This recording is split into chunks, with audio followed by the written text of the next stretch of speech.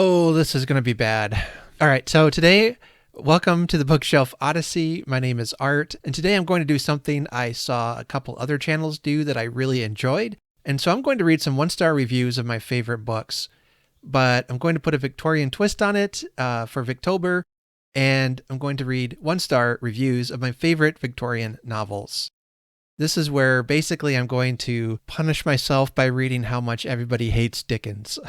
Okay, so with that out of the way, I thought this might be fun.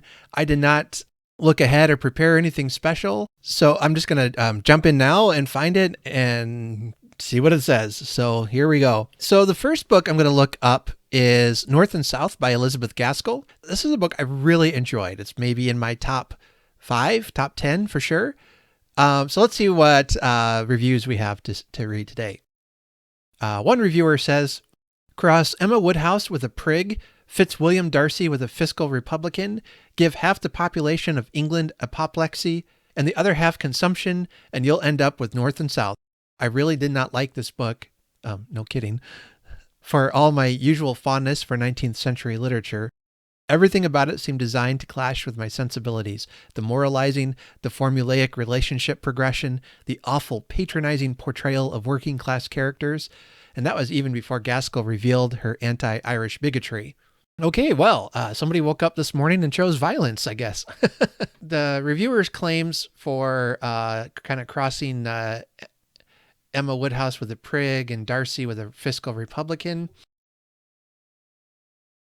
I guess I can see it. I can see that the main character, she can be kind of tough, but Gaskell writes her to have character growth. You know, she's able to mature, and changes in her viewpoints get challenged and change. At least that's my recollection. And Darcy, I guess I could see comparisons to Republicans. They at least claim to be fiscally more conservative. They tend to they try to identify with the working class kind of culture, I suppose. Although there's debate and pushback against that by Democrats this year, I know. But what do you think? Unfair or fair? I guess I can see their point. But it's the same as Emma Woodhouse. I mean, the point for Emma is that she grows. I mean, at the beginning of the novel, yeah, she's really kind of obnoxious, to be honest, but I love her. I love her character, and I love seeing how she changes when she comes to realize who she is. So, I don't know, maybe a little unfair there, and you might have missed a point of the book. But I will say, not every book is for everyone, and that's okay. All right, I guess I should have prefaced that conversation, or this conversation with that. I tend to like things so much, and when the things I like, I either really like it or I don't. So part of this I'm doing is to try to help me develop some, maybe some critical analysis skill. I don't know. It could just be fun.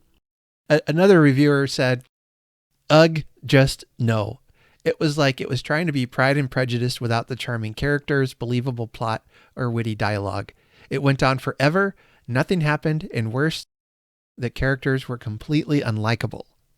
Well, sir or madam, you must have been reading the wrong book then, because that was not my experience. All right, well, that's about all I can handle of that. Let's read some one-star reviews of another favorite book of mine, A Tale of Two Cities. Now, A Tale of Two Cities is one of my favorite Dickens novels. It's usually at number 1 or 2. This one, I know there are many who don't care for it as much as some of his other more classic stories. So this one only has 3% one-star reviews compared to 35% 5-star reviews. So I guess, it's pretty, it's not as hated, I suppose. But let's see some one-star reviews. Got a couple quick ones that just say, dry and boring all the way through. Crying emoji. Okay, well, I guess I'm guessing that you didn't care for it then. Dry and boring. No, I didn't find it that way at all. I found a couple of the characters, especially Sidney Carton, to be a very compelling storyline. And some of the most beautiful phrases Dickens ever wrote in that book. I mean, that's my opinion. But we live in America, and you are right, or you are free to have a wrong opinion. Okay. All right. Here's another one. They said, thoroughly detested this tosh of a tale, so full of melodrama, inaccuracies, improbabilities, convenient coincidences, one big pushover of a hero and a heroine too stupid to die for. Well, I mean, that pretty much sums up Victorian literature, doesn't it? Okay, sorry. Don't mean it. But above all, they say, the history twisted at will to fit the story. It's beyond salvaging due to the pile of mistakes, deliberate or not. That's interesting. They attack the history of it and says it's inaccurate because it is historical fiction, which implies a certain fictional element to it. I always assume historical fiction books have changed the plot a little bit to fit their story narrative. I also know that Dickens used Thomas Carlyle's book, The French Revolution, A History, as his source material and his inspiration to write the story. Maybe that was the problem, is maybe Carlyle, he got inaccurate information from Carlyle. But personally, I don't know much about that time period in history, and usually very seldom will changes to history bother me. Ironically, the one exception, there is a book written called, it's a historical fiction. It's called Mr. Dickens and His Carol. I could not handle this book because of so many inaccuracies about Dickens's life. It was just too much, and had things happening years before they were supposed to happen. And I don't know. I just couldn't handle reading it. There's also a mystery series that has Dickens as the main character. He solves crimes with his fiancée, future wife, Catherine. I couldn't read those books either. I tried. I really wanted to like them, but I just know too much about his history and his history with his wife that I just couldn't enjoy it. So, historical fiction, it's gonna play. It'll sometimes play loose with the facts. You just gotta deal with it, I guess. This one's funny. It says, it was the best of times. It was the worst of times. It was the dullest of books. This was so bad that I had to go and revise my rating of Pride and Prejudice. At least that book had wonderful prose. This one, no. Dickens takes forever to get to the point on anything. I had to stop at the scene where Laurie takes the girl to see the shoemaker. My life is going to be only so long, and I decided not to waste it on this dull book. Okay, didn't that happen like right near the beginning? You should have given it more time. And then another one says, when you're cheering on Madame Defarge, you know you hate this book. I disagree on that. I mean, Madame Defarge is evil, creepy, and sometimes you just want to, I don't know, you cheer the villain sometimes. I mean, she has no redeeming qualities whatsoever to speak of, I suppose, but hey, you do you, Cupcake. Okay. Okay, this one's for Kate, Kate Howe. I'm sorry. I had to look up reviews for He Who Must Not Be Named the Obscure. Okay. So Jude the Obscure. And here's a 5-star review. This one says, my uncle called me from France because he had heard third hand that I was about to read Jude the Obscure, and he felt he needed to warn me away from it. I was going through a divorce. He felt that I was too fragile for Jude. He was trying to save me. Like warning your friend who just got out of traction against dirt biking down the Matterhorn.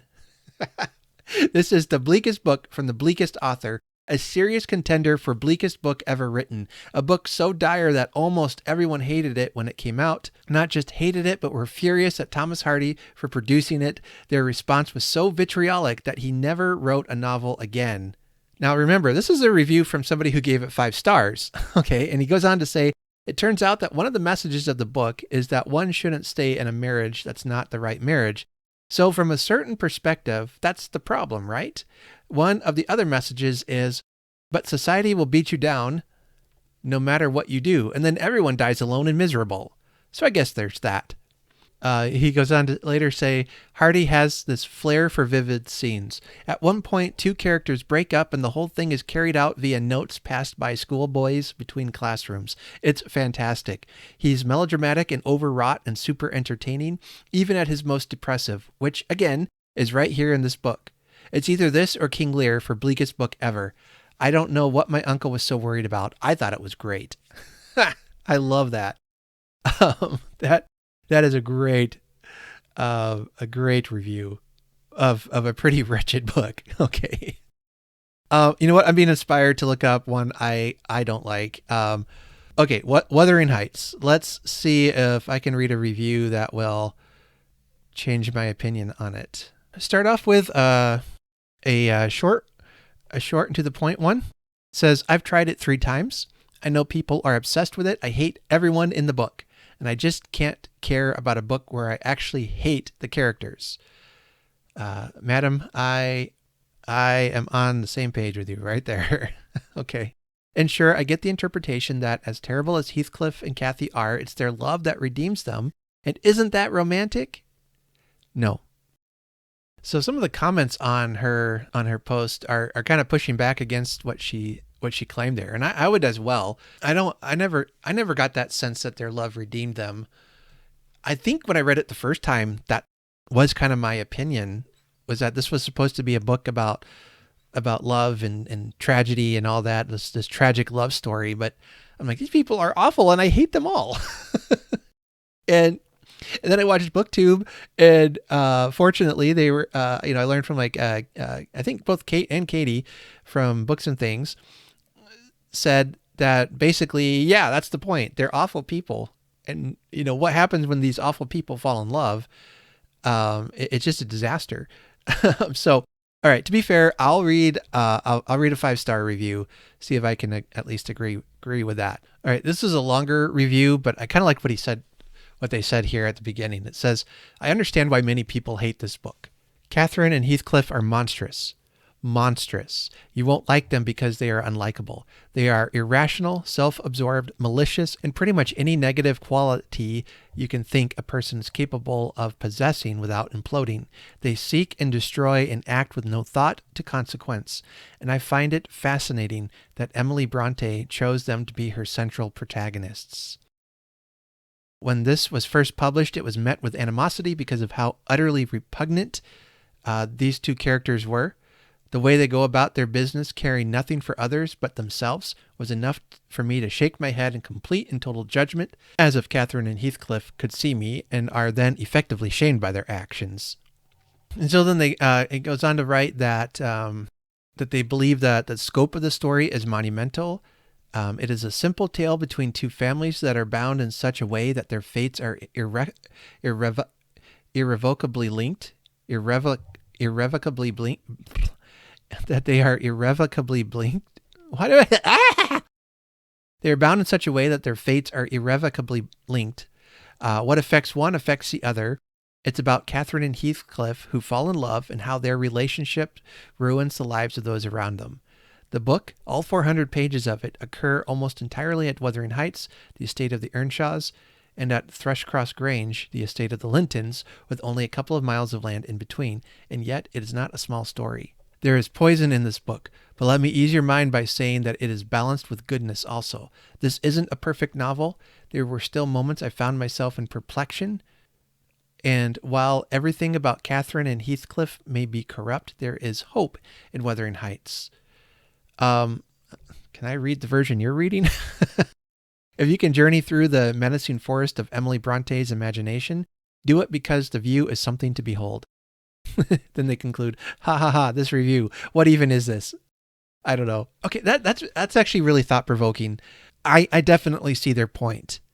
And I have read Wuthering Heights 3 times, and I am almost sure I'm going to read it again at some point. And you might think, why are you doing this to yourself? If you don't like it, don't read it. And I get that, but it's like I can't stop. It's like when you see a car wreck and you can't look away, or maybe I just have a streak of self-punishment. Like maybe next week I'll just read Jude the Obscure and Wuthering Heights and call it done. Who knows? Okay. And really just punish myself. I don't know. But I recognize in that just the depth of the monstrosity and the antagonism and the hate and love or lust or whatever is going on in that book. It is a powerful story, and it's one that I just can't look away from. And that's what makes me grieve that poor Emily was only able to write one book before she died. And reading her poetry, which I love her poetry. I mean, can you imagine what kind of story other stories she could have written after this? With this her being her first novel, and imagining she would grow and get better at her craft as she continued to write. I mean, oh my goodness, we could have had some masterpieces that we've missed out on because, they didn't have the technology to stop drinking poop water or whatever it was that they died from. Let's go back to one of my favorite ones. Let's go back to Dickens. I'm going to do a couple more Dickens and then we'll wrap up. I'll save some for next time.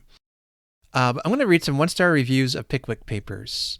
I was tempted to look at something like David Copperfield or Great Expectations, but those books are so well known. I wanted to run something a little more unknown. Couple here written in a language I can't read. From looks like this one didn't get past 16%. All right, this one says, Dickens gone wrong. You're pretty much doomed if you start reading his books with this one. Dull and not funny. This is Dickens's first novel, so someone might say he deserves some slack. Don't understand the statement. No matter if it's a first or 10th novel, if it's bad, it's bad. The Pickwickians are silly characters. True. Who occasionally meet some person who tells them a story to be added into the books of the Pickwick Club. Yes, also true. That's basically it. That is not true. Okay, that's not basically it. I think Dickens was just trying to find his voice, and he was somewhat. It's his first book, early in his writing career, and it took the role of a literary caricaturist a bit too seriously. Some of the stories were okay, but I didn't understand their function in the story itself. Maybe because I've always hated Humpty Dumpty, that I grew up hating the Pickwickians. Oh well, now I've read the book that started it all. Okay, I don't get the connection to Humpty Dumpty. But yeah, there's more to that story than just being silly characters that hear stories. That's somewhat in like the first half of the book, but as it goes on, a plot does develop. And it's a very comical one. The characters are hilarious. And yes, they're caricatures. That's what makes them funny. To me, the Christmas scene where they're ice skating is one of the funniest things I've read in Victorian literature. And I've read the book now 5 times, I can't remember. And I just crack up every time I get to those chapters. They're great. What I regret is that Dickens, as he wrote more, got to be a little more serious. And when he started out, I feel like he had more humor than serious themes, and he kind of flipped over his career. Although there's still humor in his novels, you can find it. He's never been funnier than with Pickwick. And yeah, it's very episodic, and that can throw some people off. But he was writing serially. And what I would encourage you to do, here's a tip for reading Victorian books like Dickens, is find out the original publication schedule. I think you can find most of them online if you just Google search it. And if you follow that pattern, I have found that really helps in reading Dickens, especially. I discovered this with Great Expectations when I did a read-along of it a year or two ago. And each week we would look at that week's edition. So it was like chapters 1 through 3, then chapters 4 through 6. It kind of worked out that way, or 4 through 7, something like that. And you began to see these chunks of story and how it would end on, more times than not, kind of a cliffhanger ending. And I don't know, for me, that really helped track the development of the story and just really made it enjoyable. One guy says it's unamusing and overrated early Dickens story, and that's all they said. Oh, they abandoned it. Looks like they didn't finish reading it. This one, I disagree, but this is really funny. So I appreciate a bad review if it at least makes me laugh. She says, how can I describe the wonder that is this book? I could mention its immense dimensions. The height and the width of the book aren't too bad, but its depth is remarkable. I don't mean its depth as far as content goes. Any commentary on that will come at a later point. I mean its physical depth. It must be a good 3 inches. That would make sense, since 754 pages of it are the text of the story alone. It also has a foreword, an afterword, notes on the chapters, and an additional appendix or two. In other words, this book is very long. It has many pages. On each of these many pages, there are also many words. Many of these words describe nefarious actions by esteemed members of the legal profession. Whether they be judges, lawyers, or clerks, none of them are to be trusted. They are all just after your money. Well, I mean, yeah. Yeah.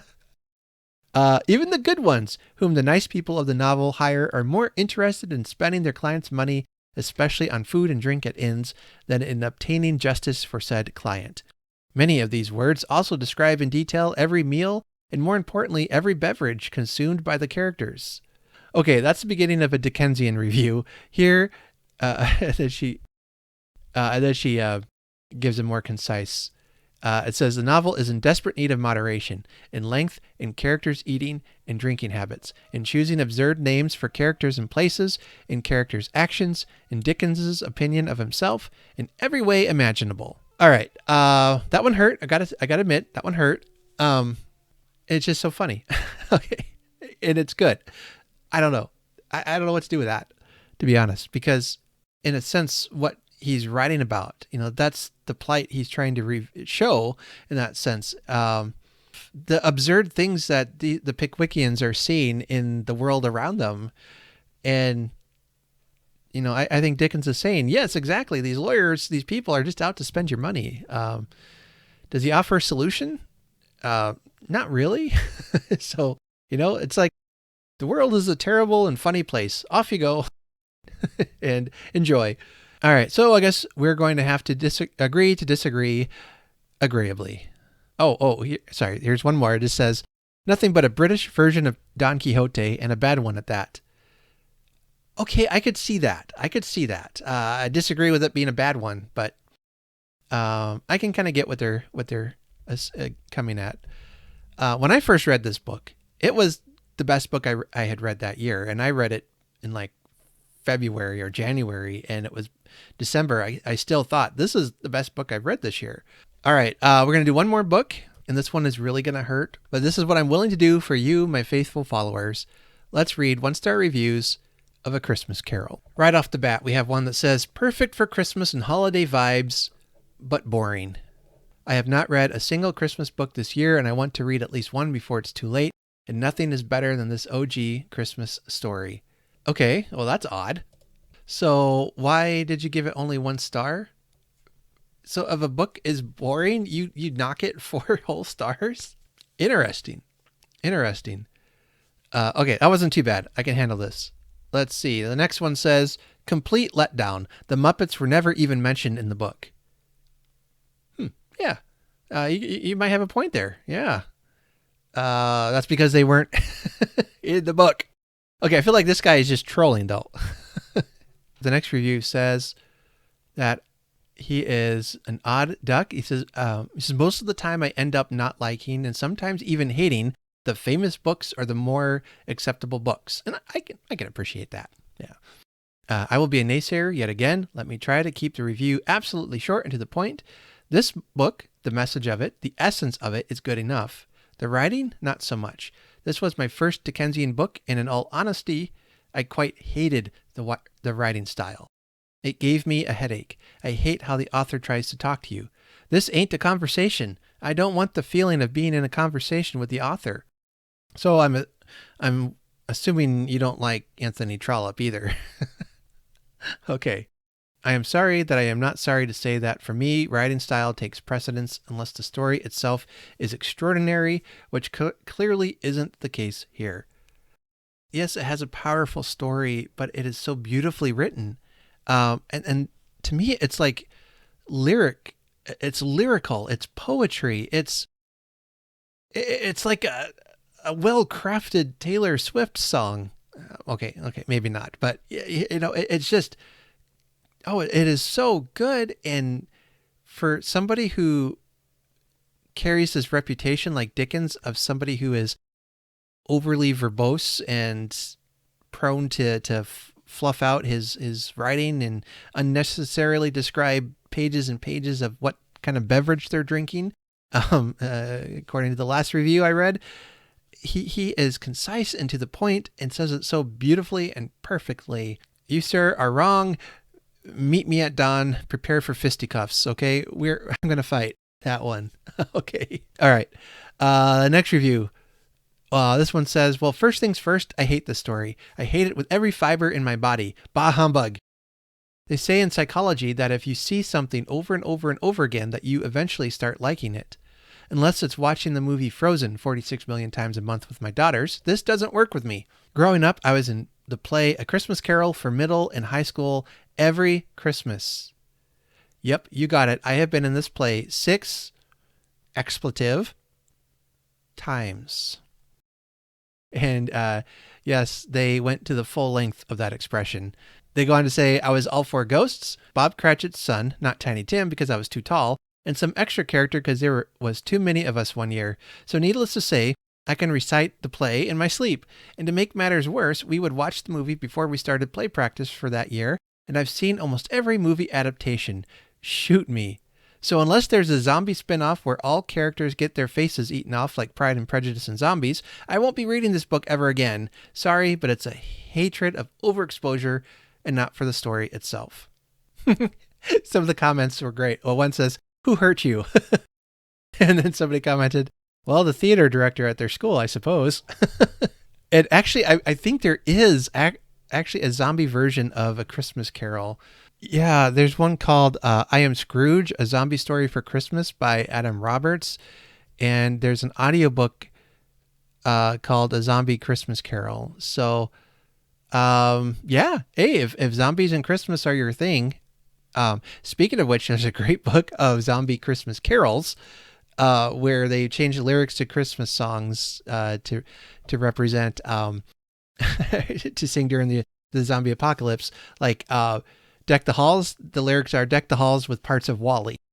So you're set if you want Christmas and zombies. Okay. Well, I don't know if I can handle much more. And at least this person, they're willing to acknowledge their biases there, that it just, they weren't ready for it. They weren't ready. They didn't have a heart that desired Christmas 24/7, 365 days a year like yours truly. One person says, a literal flaming pile of trash. How dare you, sir? All right. I might not be able to do this anymore. Charles Dickens is a crap author. Over the course of his career, he wrote books based on the length of them, hence the reason he used such long-winded descriptions in his books. That's just a terrible sentence, sir. Where did you learn to write?